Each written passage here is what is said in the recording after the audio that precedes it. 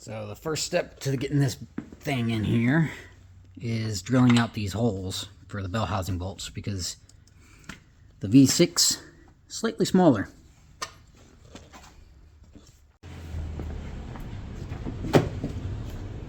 Continuing with the 5-speed conversion with this.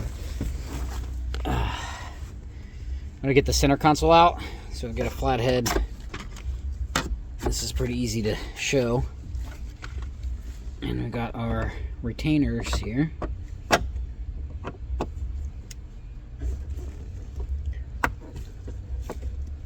Yeah. Lefty loosey. This little guy pops out. I do have a 5-speed surround that has cup holders that I'm going to reuse. And next up we need some Phillips head action. And that's off now. So there's a dummy panel here that has some hardware. And looks like there's a bolt there. Bolt here, probably the same two on the other side. I'm gonna take that out. I did not take that out in the 5-speed truck that I got the parts from. So this panel may I may have to go source one, because this is where the shifter boot will ultimately bolt down. But I think in the meantime I'll be okay with just undoing those bolts. And geez, of course there's a wiring harness that's attached to it. Why wouldn't there be? Alrighty, so plan B. I'm just going to try to send a hole saw through here, because quite frankly, it is a big pain in the ass to get to these two bolts because they're so far back. And it's just going to be a hell of a lot easier if I can just put a hole in this and then screw the bolt down, or the boot screw the boot down to this, either with the factory holes, if that just happens to line up, which I don't think it will, but one can hope, or drilling some new holes and sending the self-tappers down through it. So we'll see what happens. I'm going to use I think it's a 3-inch hole saw, and wish me luck. That worked out pretty well. Let's just hope it's in the right spot. Just did my first test fit of the transmission on the engine, and I had to knock out one dowel that was still in the engine block. If you're going to do this, don't try to do this inside the truck, because it was a big pain in the ass to get this thing aligned and get those dowels to go in, because the stuff has been apart for who knows how long. I don't know how long this transmission's been out of the truck it came out of. And then vice versa, I don't know, it's probably been almost a year since this block came out and had the automatic pulled off of it, so corrosion builds up. But it took everything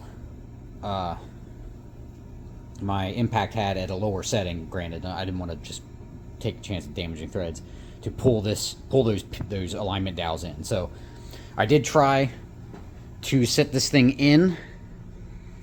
However, the shifter tower and the load leveler prevented the engine from going back far enough and low enough to clear the motor mounts to the headers.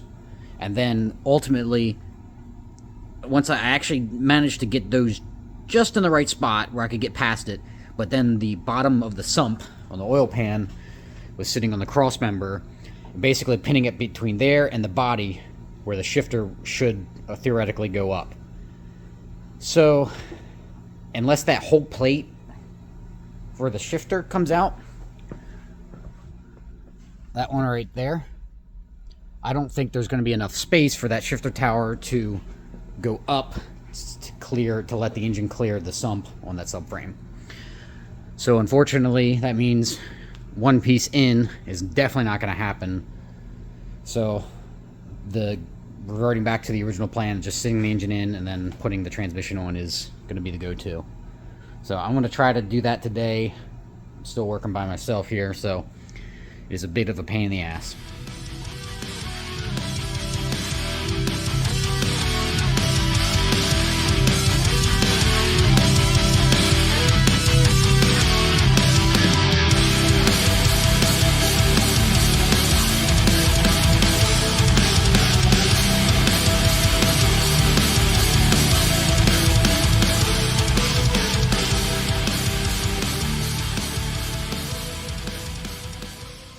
The engine is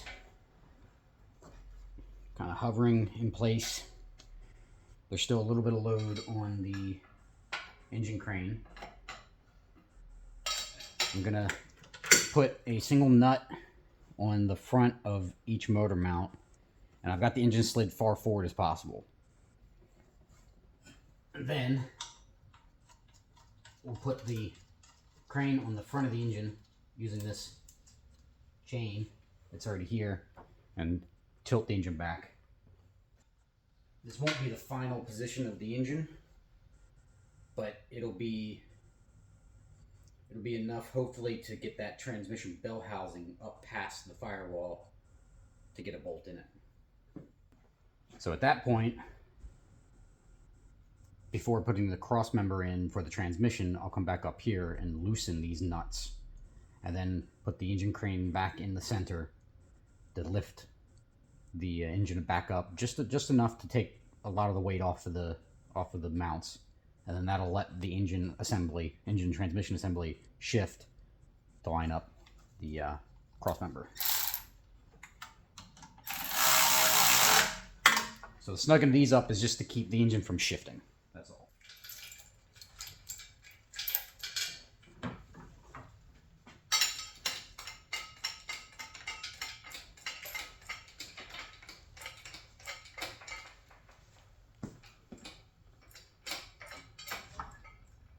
Yeah, see there, motor mounts, it's shifted on, I think, the passenger side.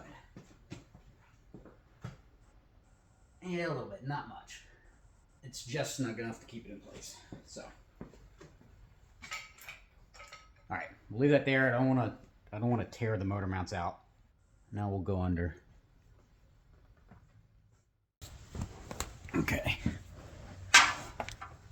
So, the real question here is if this pinch weld is going to be in the way, and if it is, that's what they have hammers for.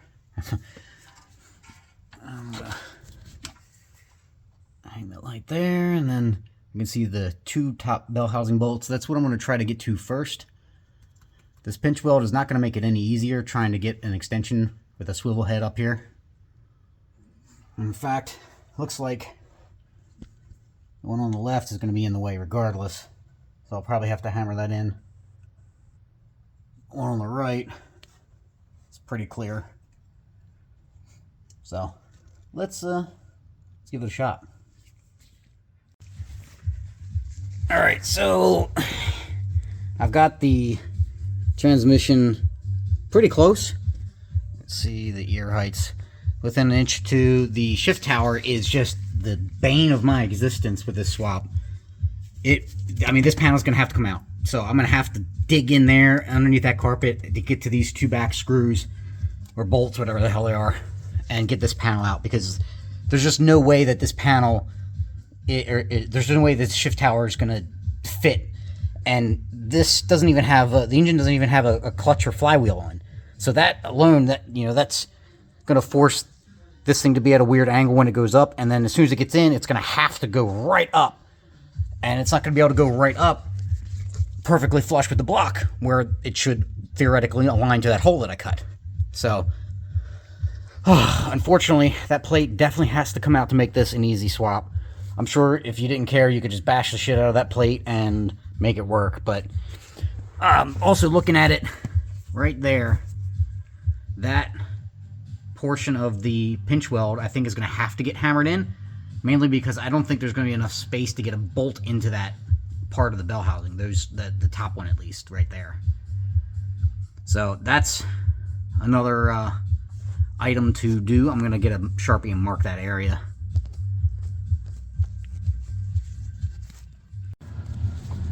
Alrighty, so we have contact. My 2 Sharpie marks, one up there and one right there. That's about where that pinch weld needs to be folded. I think, you know, the logical thing to do is just to do the whole thing. Now for the other side, this one has this heat shield right here that's been riveted onto the body. Fucking jackasses. But I got a Sharpie mark right there at the tip of my finger on the body, and then right about there, that whole area, just like the other side, needs to be folded up. So I'm gonna bring the transmission out and then remove this riveted on heat shield. And I almost forgot. The plate, there's no way to get it out. So after you manage to get the screws off, and that was a pain in the ass to get these 2 back ones. They're so far under the carpet, but looks like the hole was just about where it needs to be. So it's just loose in here, and that's as good as it's gonna get. Hammering done. So much more room for activities here now. I hit the back side facing towards the front of the truck with just some Rust-Oleum paint, and those 3 rivets that were over here, they came out the back and splayed, so I cut them off. The center of the rivet's still in there. Whatever, I'm gonna paint over it. But now, plenty of room. So I've got it basically bolted in, at least bolted to the transmit, or geez, English, bolted to the engine. So this is the most difficult one, and had I not done that pinch weld, it would have been impossible to get anything up there to tighten that bolt. So you can see I'm using a swivel socket with a long extension coming above the transmission, just to the left of the transmission, or the shift tower, just to the right of the little wiring harness clip, back to a ratchet. All the other ones, including the 2 upper, there's one right there, those you can get to without much of any trouble. And the other side's no different. I haven't gotten that last one in, but you can see it's pretty easy to get to. So I hope that gives you some hindsight as to what you're looking forward to putting this F-150 transmission in this in the Ranger with the V8. So now that this is done, I'm gonna get the crossmember in and situate this engine where it needs to be situated, and we'll see what I actually have to do to finish up this exhaust cross pipe. Alright, so the F-150 transmission mount does not fit the Ranger crossmember.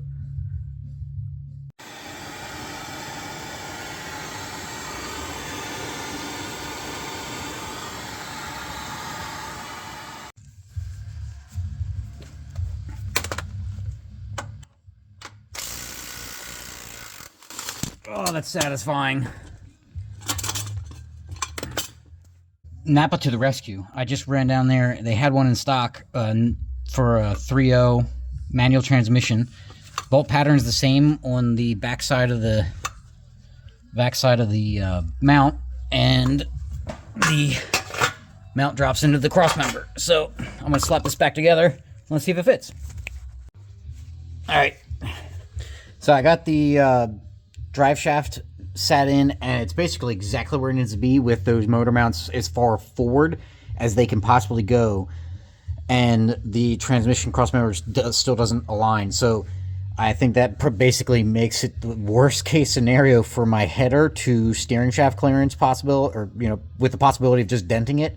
So I don't think that's going to happen. However, that's not a big deal. I can figure out that custom steering shaft. That's not the parts are really easy to get.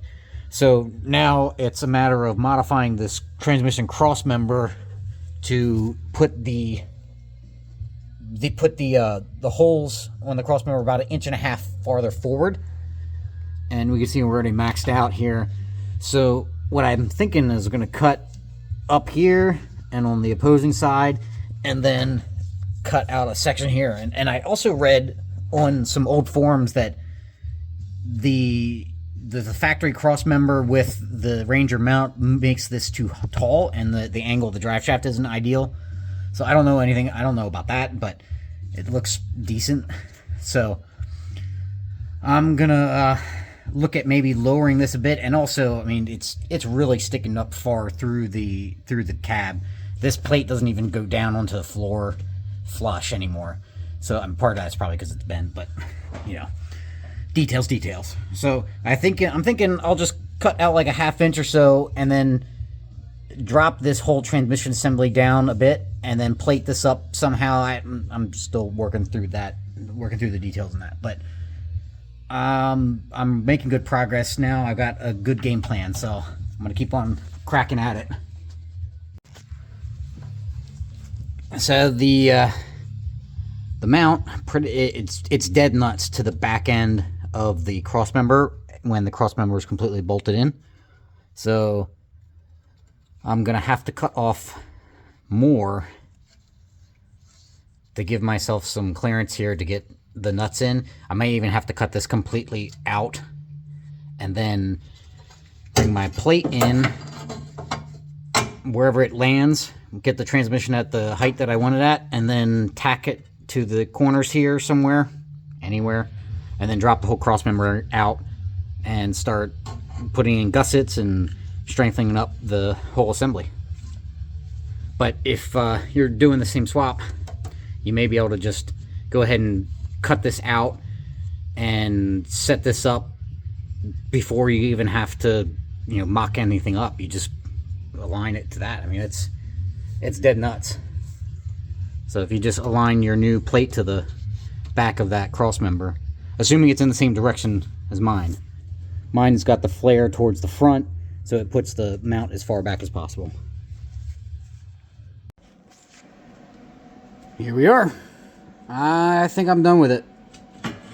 It's pretty substantial. Filled in the corners here, so I think it's going to be good. Good enough for government work, at least.